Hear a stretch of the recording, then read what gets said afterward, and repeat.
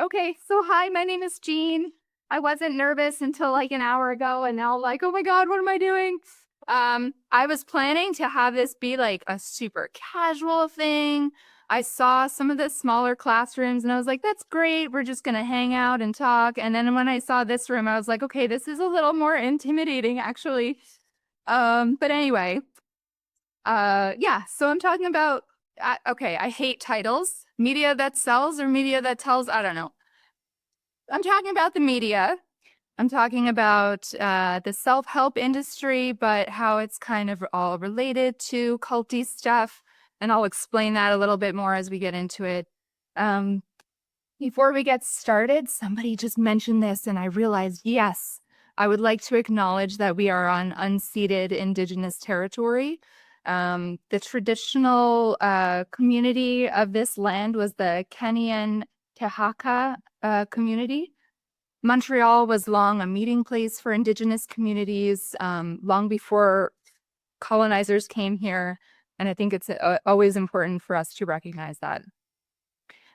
Okay, so this is just a brief overview of what I'm going to talk about. I just want to quickly breeze through the evolution of the term cult to kind of put this conversation into context and perceptions of the idea of cult within the media.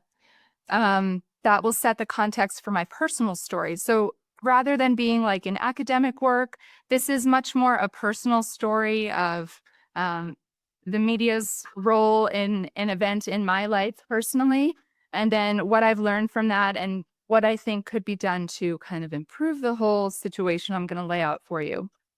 So I'm talking about a particular guy in the self-help world named James Ray. So the media was very instrumental in his rise to self-help fame. And then when he did bad things, the media wasn't really able to hold him to account. I will talk about the connection between self-help and cults, and then the shift in media coverage over time, and then what comes next. So in the prior to the 20th century, the term cult was largely talking about religious sects. This started to change in the 20th century. It started to take on a more negative connotation and absorbing secular groups as well, with the idea of the group being somehow like fringe or deviant or dangerous, counterculture, and often ultimately self-destructive. In the 1970s, of course, like we saw the rise in these types of spiritual, not specifically religiously affiliated groups. And then we saw like things like cult deprogramming and all of these kind of concepts.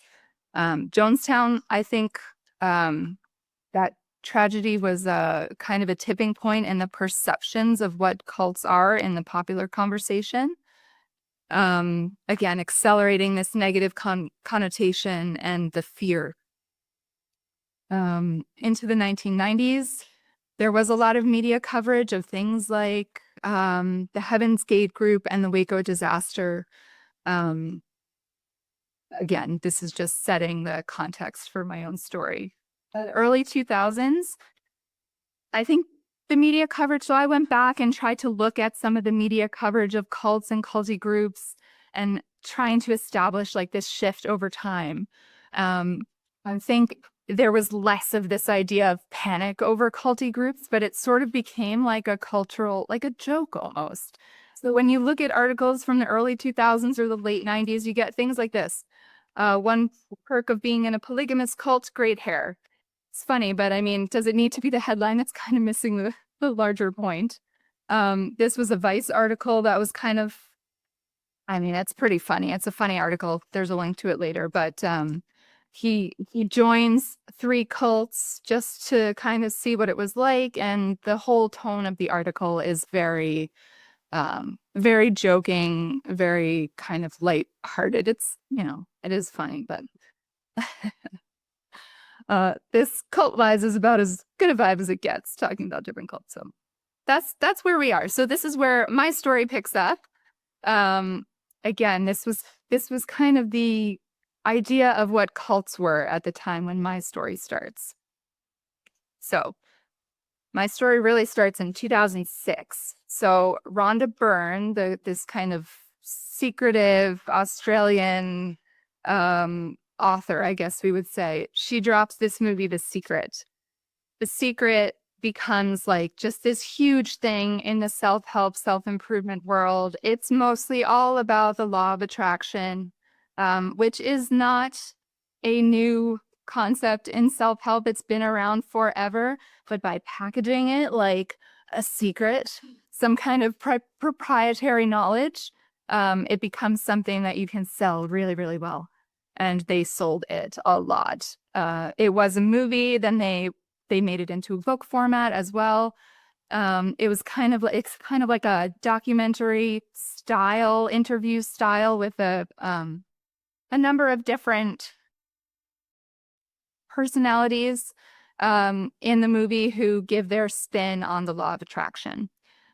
So this guy, James Arthur Ray, he became like a breakout star. So Oprah picked up The Secret. She had a number of the authors on her show. James Ray was very charismatic, very dynamic. So he was then invited back to Oprah. And he, of course, had his own book. So from that, he really became like a rising star. He was dubbed the next Tony Robbins, like the next big thing in self-help. In The Secret, his little title is philosopher, which I find hilarious.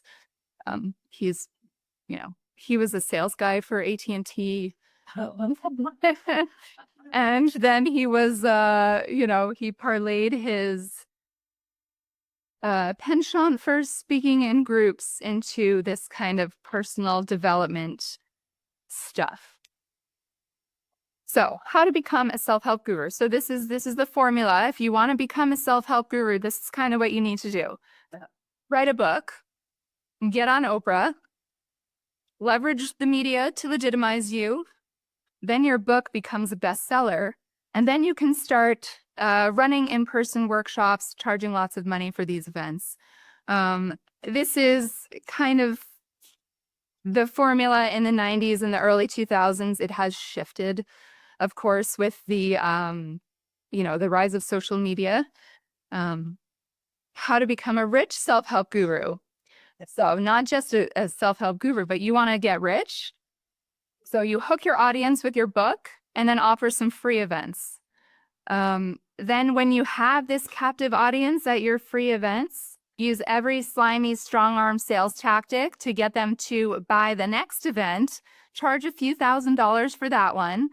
They're going to have buyer's remorse, so you never, ever offer refunds, okay? And then once they're, again, a captive audience at the event that they paid for, just keep doing this. And you can just get them to keep buying forever and ever because, of course, you're offering them the solution to everything, but there actually is no solution. So it just keeps going on forever. Make your money, hide it offshore. And then if you're feeling extra spicy, you can start a cult. So a big factor in this when we're talking about the media, this self-help industry has no organizing body. It has no licensing body. There's no outside way of becoming like a professional in the self-help industry. So you really have to use the media to legitimize you. Today, it's often social media. So consumers assume that somebody who's appeared on Oprah, who's been on news shows, who's done interviews, people assume that this person is an authority and that they are legitimate and they are, they have a right to sell what they're selling and offer what they're offering. Today in the social media world, that kind of looks like followers, right? So that legitimization is you have 20 million followers, obviously you must be legit. And we make a lot of assumptions. Again, there's no organizing body. There's no way to really check somebody's credentials. So we as consumers rely on these cues to determine whether somebody is trustworthy or not. So this is my sister Kirby. So again, my story kind of starts with The Secret. And then what happens is my sister Kirby was kind of like the ultimate seeker.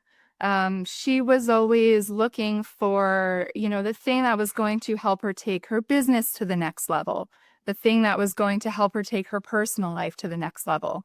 So when she was 38 years old, she watched the movie The Secret. She saw James Ray on Oprah. She bought his book. And then it was a very quick cascade of events from there. Reading the book, attending a free event near where she lived, signing up for another event and another event and another event. And then finally, she signed up for his kind of apex event, which was a 5-day retreat in Sedona, Arizona, that he had been doing for a number of years at that point. She died at that event, along with 2 other people who were there. So after that, my family was like, what the hell happened? How could somebody attend an event full of life and ambition, and then they die at this event? And the event cost $10,000. So again, you assume something that costs $10,000, a guy who's been on Oprah, like, there's no reason to question anything at that point. We didn't question anything. She didn't question it. You just make all of these assumptions that it's legitimate, that it will be safe. So here are the things, kind of the rough outline of what happened. So again, it was a 5-day retreat. It was in a rented location. It wasn't like a compound that Ray owned. It was led by this charismatic leader. Participants were encouraged to shave their heads, which Kirby did, and participate in other activities that emphasized Ray's authority at the event. And I would also call these activities kind of psychologically destabilizing, really taking people out of their sense of self and putting him as the authority. A lot of the activities were borrowed from other traditions, including the quote unquote sweat lodge, which was the culminating activity at the event. And then again, 3 people died of heat stroke. So in this so-called sweat lodge, the basic fact is that it was just too hot, and people died of heat stroke. So yeah, we would often get the question, was it a cult? And in 2009, again, in this context where cult was kind of like the butt of a joke a little bit. And then also when you look at some of the criteria of how we would classify a cult, I didn't really see my sister as being a part of a cult, but we very quickly realized that James Ray was using cult-like tactics to control and influence people at the event, and, to get them to go to the event as well. So things like the head shaving to shed their old identity, or get rid of like any hangups, personal hangups that are keeping you from your goals. Activities that established him as the authority at the event. Bullying people. He was really that Tony Robbins, like tough love style of speaker. So it was kind of a bullying atmosphere. Limiting sleep, food, water, and also personal connection with other people. This kind of deprivation was, again, a kind of culty tactic to influence people, and then encouraging people to ignore signs of physical distress. So again, I personally wouldn't have characterized her involvement as cult involvement, but there are clearly culty elements to this event. So as we learned more about what happened, we realized that this event wasn't an isolated event. A lot of people wanted to just say, oh, this was like a horrible one-off tragedy. But we looked at it and said, no, this was an inevitable outcome of an unethical, unregulated industry. This was just what was bound to happen. So as we started looking further into it, I've kind of come to this conclusion that there's sort of a continuum. When you have self-help or self-improvement stuff, you might be able to put it on a continuum of stuff that's okay, benign, healthy, safe, into stuff that becomes a little more coercive and culty.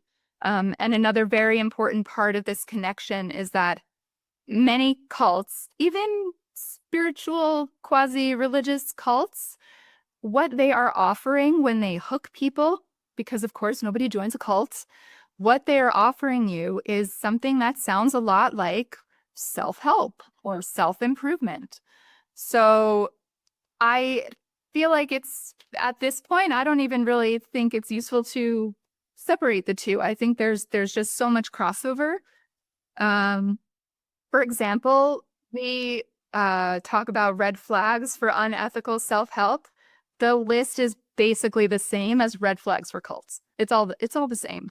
You know, they're offering big promises to fix all of your problems, the only solution, or, you know, these ideas of we're gonna work together, we're gonna change the world. They're using strong arm sales tactics or coercive tactics. Things often end up costing people money. There's a lot of financial exploitation. A lot of this coded victim blaming language and no ability to recognize systemic realities. So if you're struggling, if it's not working for you, it's because of your failing. It has nothing to do with maybe the program or things that are outside of your control. There's no questioning the leader. But when you start looking into it, the leader is not actually qualified to offer the types of things they're offering. Activities are often a surprise. There's no disclosure of potential risks. And there might be some cause for doubt, including if you started to look into it, you might realize that other people have had negative experiences. There are maybe lawsuits, that kind of thing. Again, overlapping red flags. So how did the media respond to the spiritual warrior event? So again, we'd get that question, was she at a cult?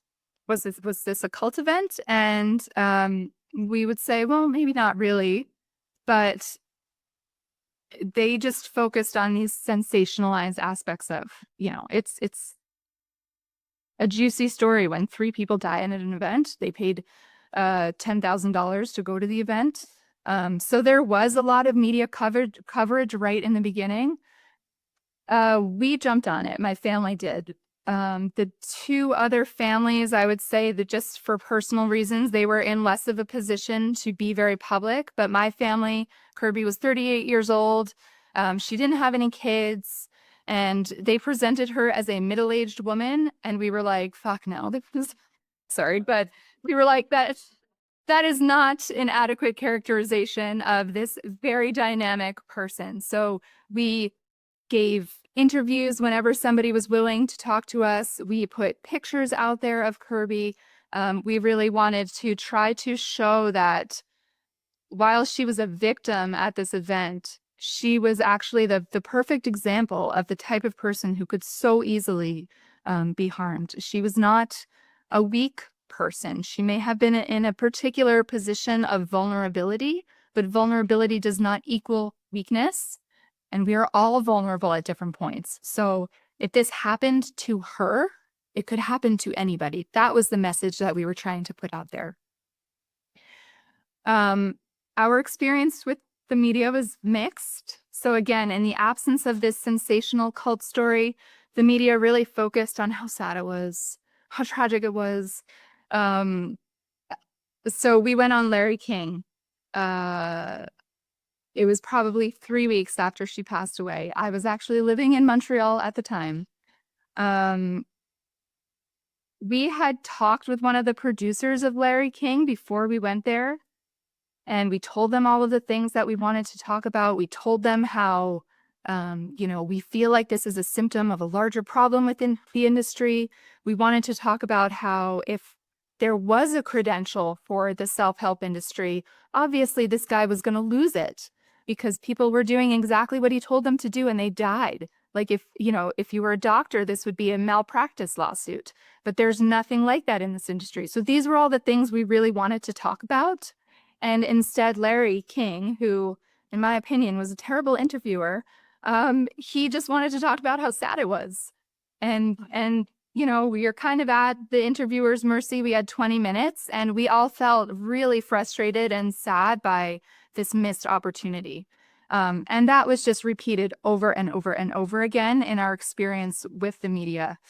The other thing that happened was that we could only really get coverage in response to him. So if he was doing an interview, then we might be able to comment. What started happening was Ray did not want us to continue to tell our side of things because we were not very complimentary to him. So he would start to refuse to do an interview if they were also going to talk to us. And what usually happened was, because he was the name, they would talk to him and not talk to us. Occasionally it was the other way, which was great. Like I had one interview with a network in Arizona where they talked to me and then they said, we were going to talk to James Ray, and they showed a blank screen and they said, but he refused to talk to us when he found out we were talking to the Browns. So that was great. But most of the time it was the other way around. So after he got out of prison, because he did go to prison for 20 months, he was going on Piers Morgan. So I was ready. They wanted to talk to us. My mom had flown to California. I was waiting for a car to pick me up. I then lived in Toronto, and the car was going to come get me. I was showered, ready to go, bring me to a studio downtown. Then they cut us because he was refusing to talk to them if they were going to talk to us. So they cut us, and that happened again a few times. There was also a documentary that was put out. It aired at the Tribeca Film Festival called Enlighten Us. We knew it was being filmed, that it was being produced. We talked to the director. We reached out to them and said, hey, if you're going to be doing this documentary about him, maybe you want to talk to some of the victims. Maybe, you want to hear our side of things. So my mom had lunch with this person. I offered to talk to her. And in the documentary, which again aired at Tribeca, there's like one audio clip of my mother speaking, but that was it.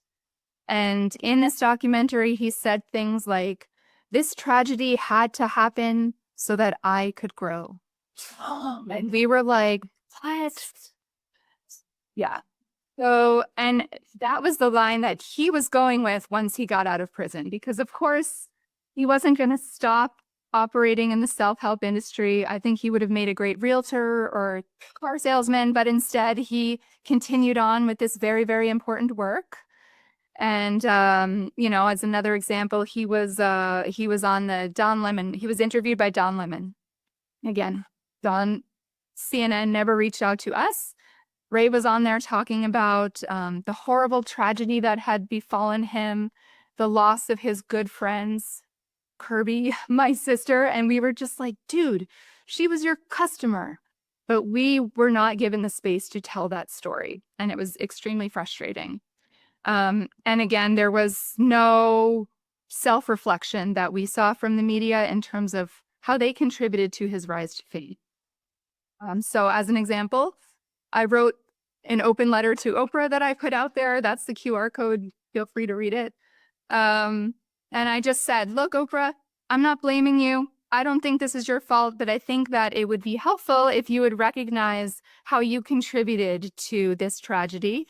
Again, not that it's your fault, but you played a role in legitimizing this person. If you would question somebody like an author who presented a memoir as truth that you actually embellished, can you not have this guy on to talk about how he misled you? I don't know if Oprah ever saw the letter, but I certainly never heard from her. So one of the other things my family did was we created this organization, Seek Safely. It's a nonprofit organization. We have three main objectives. One is consumer education. We also, trying to educate consumers on how to recognize unethical self-help or culty self-help. We're also trying to bring change to the industry by working with people within the industry. And then we're also working on imposing some change from without by influencing some legislation. So we have some legislation that's pending in New York State. For many years, we felt like we were alone, sad face. It was hard. So again, this happened in 2009 when my sister passed away. In 2011, we founded the organization, and for a very long time, it felt like we were shouting into a void. We were trying to say, this is a bigger story. This is a symptom of a larger problem. And this self-help industry is humongous, like billions of dollars a year, multiple tens of billions of dollars a year globally. It's a huge, huge industry. And so while this might sound like a weird one-off tragedy, it's not. But nobody was really willing to hear us. So then I would say things have started to shift.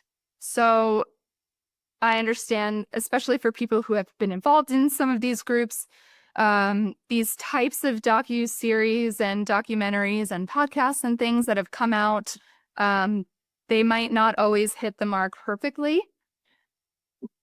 But from my perspective, it's been a positive. I think there's really been a shift in both the larger cultural conversation and also just like the general awareness of cults. I would say it's because of these things. And we can feel this as an organization. We have felt that where for so long we were telling our story and nobody really got it. In the last 7 years, maybe, people get it. People reach out to us a lot more. We've gained a lot more traction. And when I come to things like this, people get what I'm talking about. You guys get it. So I think there's increasing cult savvy or cult literacy. These concepts like narcissism, of course, or coercive control, there's just a lot more understanding of it. Even if people aren't always getting it right, there's a general understanding. You might have said coercive control 15 years ago and people would have had no idea what you were talking about. I think people are recognizing culty things all around us in political context or even in, talking about companies and the way that companies impact our lives. I think people are able to apply the language of cults to other things that we see. I think there's been destigmatization of the term to some extent. So again, it used to be very fear-based, or then it became kind of a little bit the butt of a joke. I think people are taking the term a little bit more seriously now and understand a bit more about what it means. I also think it's been humanizing to victims. Again, we were trying to share my sister's story to show how we really feel like this could happen to anybody, and she wasn't this sad, pathetic, stupid person. So there was a presentation the other day where they talked about, I think it was the wellness and social media.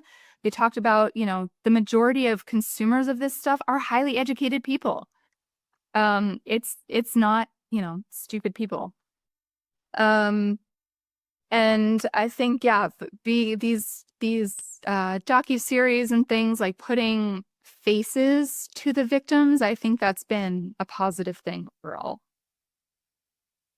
So what's next? This is my wish list. So again, from my perspective, the media really fell short, and I think there's still a lot of work to be done.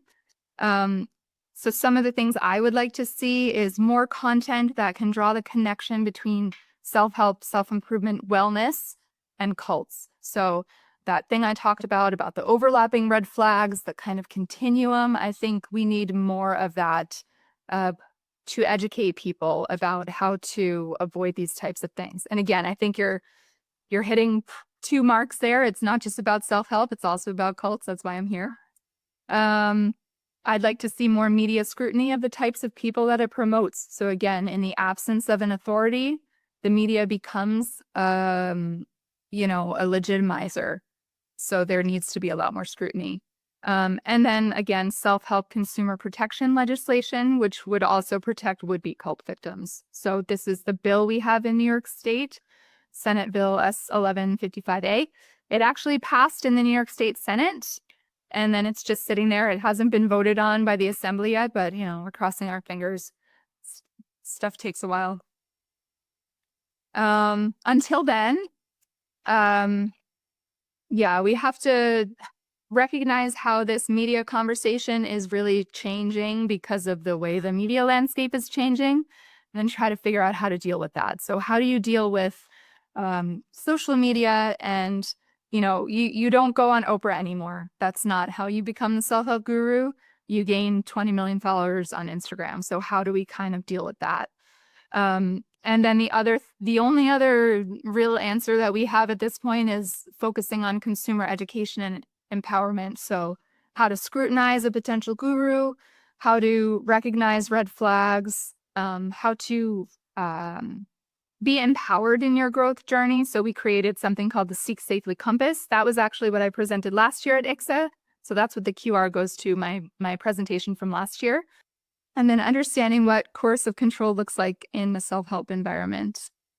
Just a few references. Again, there was that a couple of those articles that I had up there. And then the first one is really talking about the kind of the change in the terminology, cult terminology over time. So there's this presentation. So feel free to take that if you'd like to look at it. You can also take down my contact information if you'd like to contact me. Unfortunately, I have to leave right after I'm done, basically. So I won't be around today, but I'd be happy to chat with any of you. We do have a podcast as well, our organization. So I've already written down some of your information to have you on my podcast.